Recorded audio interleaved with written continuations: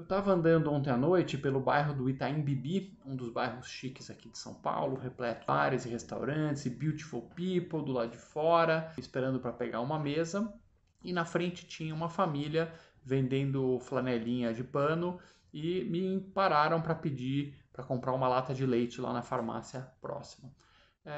E obviamente ficou escancarado mais uma vez o abismo racial que tem no Brasil. É impressionante que quando você entra em restaurantes chiques, praticamente 100% das pessoas é de brancos. Extremamente raro encontrar uma pessoa negra num restaurante chique em São Paulo, assim como muitas outras capitais do Brasil. E do lado de fora, ou pedindo esmola, ou manobrando o carro, ou dentro da cozinha, estão as pessoas negras com papéis claramente diferentes. Brancos e negros convivem nos shopping centers de elite de São Paulo. Geralmente os brancos estão passeando com sacolas, fazendo compras, enquanto os negros estão ou na faxina, ou como seguranças do lado de fora. Ah, Alexandre, você descobriu ontem o abismo racial brasileiro? Não, estou acostumado, a gente vê isso. Essa é a realidade do nosso país e só nega isso quem for cego. Estamos falando aí de uma nação que trouxe da África milhões e milhões de pessoas escravizadas, colocou por 300 anos em fazenda para trabalhos forçados, depois soltou na rua sem nenhum tipo de apoio, nenhum tipo de educação, nenhum tipo de forma de posse ou de terra para as pessoas começarem a trabalhar e ter a sua vida. E a consequência está aí hoje. Existe um abismo monumental hoje em termos de renda, escolaridade, acesso a profissões como medicina, advogado ou juiz. A gente já está tão acostumado com o abismo racial que isso já é documentável em forma de estudos muito claros. Tem, por exemplo, um trabalho interessante. Pegaram atores brancos e negros com exatamente a mesma roupa, exatamente na mesma cena, fazendo a mesma coisa, e pediram para o público tentar nomear o que estava acontecendo na imagem. Então, por exemplo, pegaram um rapaz branco no shopping center, vestido de terno e gravata. E aí o pessoal foi falando, executivo, o cara trabalha na multinacional. Pegaram um ator negro com a mesma roupa, na mesma posição, fazendo a mesma coisa no shopping, e o pessoal apontou, segurança do shopping. Pegaram uma moça branca cortando as flores do jardim, e aí o pessoal apontou, essa senhora gosta de jardinagem. E pegaram uma atriz negra fazendo exatamente a mesma coisa, e o pessoal apontou, ela é a jardineira da família. E pegaram um cara branco correndo, ele gosta de Cooper. Pegaram um cara negro correndo, apontaram, esse cara está assaltando. Então, olha só o imaginário e como a gente foi se acostumando com esse abismo, que ele é tão claro, ele está na nossa cara, só não vê quem não quer. O que sim tem muita discussão e polêmica é a causa desse abismo, é o que está por trás dessa realidade que é inegável da diferença gritante entre brancos e negros no nosso país. E como sempre, existe uma guerra cultural, existe uma grande polêmica em que esquerda, direita, diferentes correntes trazem diferentes explicações. A esquerda vai trazer a explicação do racismo estrutural, ou seja, essas populações não conseguem evoluir, não conseguem progredir por causa do racismo inerente na sociedade, ou seja, a parte branca estaria impedindo ativamente, através de discriminação, que a população negra prospere. E, claro, o lado conservador, o lado da direita, vai apontar outras raízes, vai apontar, por exemplo, aspectos culturais, como a dissolução da família. É um fato que quando uma criança cresce sem o pai em casa, sem o pai presente na vida, sem o pai apoiando, isso é disparado o maior fator que vai determinar a pobreza na vida adulta. Segundo o censo americano, se você comparar aqui o fator raça e você comparar aqui o fator ter pai em casa, quer dizer, crescer num lar com pai e mãe em casa, esse fator do pai em casa é 7 vezes mais determinante para definir se a pessoa vai ser pobre ou não do que a raça nos Estados Unidos. Não temos esse estudo aqui no Brasil. Então são explicações diferentes. Um lado fala mais do racismo estrutural, da opressão, e do outro lado vai falar de aspectos culturais, a dissolução da família, causado inclusive por guerra cultural iniciada pela esquerda, que começa a diluir esses valores tradicionais, da autoridade do pai, da família, da religião, etc. Não tenho como fechar essa questão, não sou especialista, não entendo no assunto, trazendo apenas uma pequena pincelada para mostrar que o problema é bastante complexo e que pesquisadores e pensadores, tanto brancos quanto negros, de direita e de esquerda, trazem explicações completamente diferentes. O que sim dá para trazer aqui como um fator é que existem medidas objetivas e claras que podem ajudar, e sim, e muito, muito, a população mais pobre no Brasil, que é essencialmente negra. E existem militantes existem grupinhos de interesse, grupos corporativistas que brigam contra essas medidas o tempo inteiro. Então estão sempre remando para trás, é o pessoal do gogó, o pessoal da lágrima de crocodilo, que faz textão sobre racismo, que fala da importância da equidade, mas na hora de ajudar quem está de verdade desesperado lá na periferia das cidades grandes, na área rural, sofrendo, na miséria, o cara vota contra. Vou dar alguns exemplos aqui. Uma das coisas que mais aflige a população no Brasil é não ter água limpa e nem esgoto tratado. Isso mata milhares de crianças por ano de doenças como disenteria e outras que já desapareceram no mundo desenvolvido. Para isso veio a legislação do Marco do Saneamento, que traz investimento nessa área, que permite investir em mais rede de esgoto e tratamento, iniciativa privada entrar pesado e aumentar aí a cobertura, e uma gritaria histérica da militância.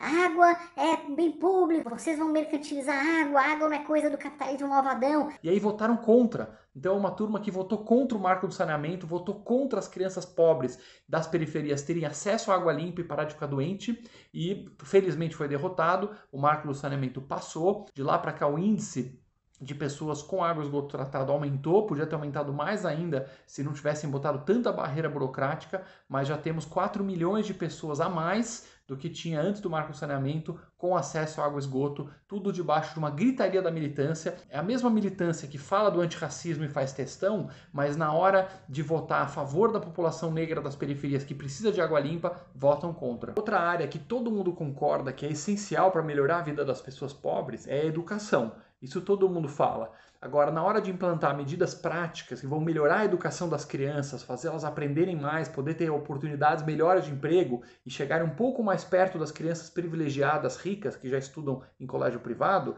aí começa uma gritaria de uma turma que defende muito mais o corporativismo dos professores do que a educação em si. Por exemplo, no Paraná, nós temos lá o secretário Renato Feder, que é um dos melhores secretários de educação do Brasil, com notas crescendo ano a ano no Paraná.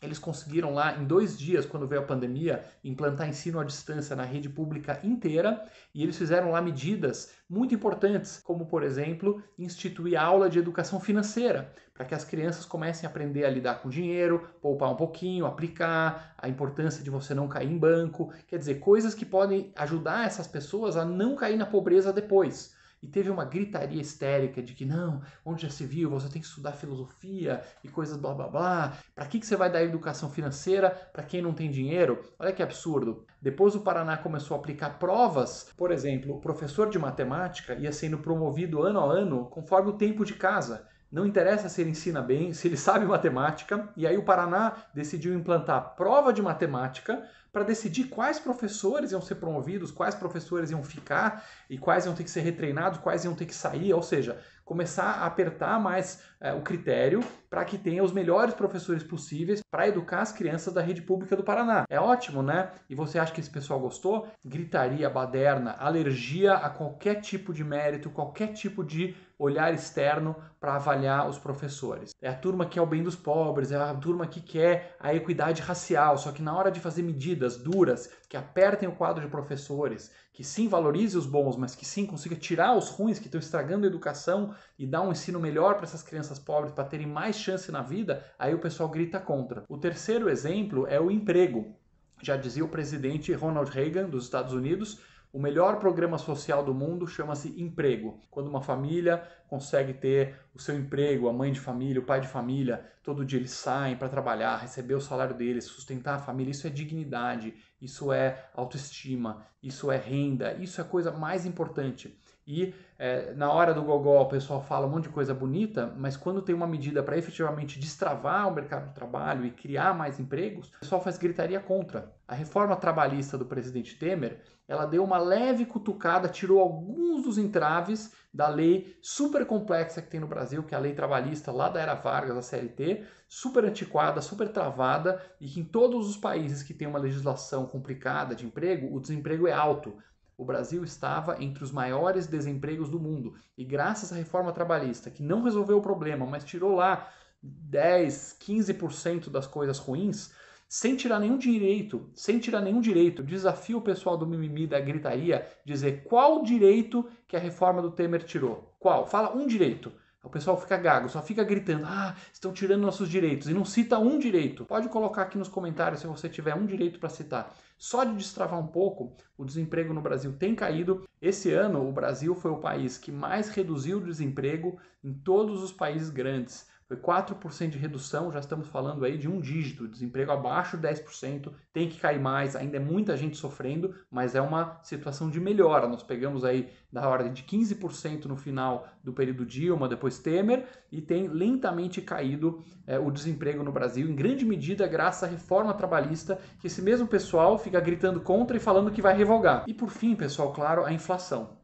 A inflação é o pior monstro de todos, ele devora tudo pelo caminho, é um imposto disfarçado, só que é um imposto que cai em cima dos pobres que estão desprotegidos, os pobres que são esmagadoramente as famílias negras do nosso país. São eles que pagam a conta. Quando o governo desequilibra, começa a fazer farra com os gastos, inchar cabelo de emprego, prejuízo nas estatais, roda a maquininha lá, a economia a gente vê depois, essa turma do gasta aí, porque gasto público é bom, quanto mais o governo gastar melhor, a inflação a gente vê depois, a economia a gente vê depois, a conta vem pesadíssima. Inflação crescendo, a família humilde vai ao mercadinho lá comprar um tomate para os filhos, vai comprar um pedaço de frango e vê que já não consegue mais comprar. Não existe nada que machuca tanto quanto inflação. Então a pergunta para todos que querem realmente melhorar a vida da população humilde, sofrida do nosso país, que a maioria é formada por negros que estão aí nesse abismo racial que existe, que é horrível, que a gente tem que resolver, a pergunta que fica é o seguinte: vai resolver com textão, você vai resolver com mimimi, ou você vai resolver atacando os problemas de verdade que as pessoas têm de verdade? Renda, emprego, boa educação, saneamento, as medidas que levam a fazer a população inteira sofrer, especialmente os mais pobres, que majoritariamente, esmagadoramente, são as famílias negras do nosso Brasil. Se você gostou desse vídeo, siga o Ranking dos Políticos nas redes sociais.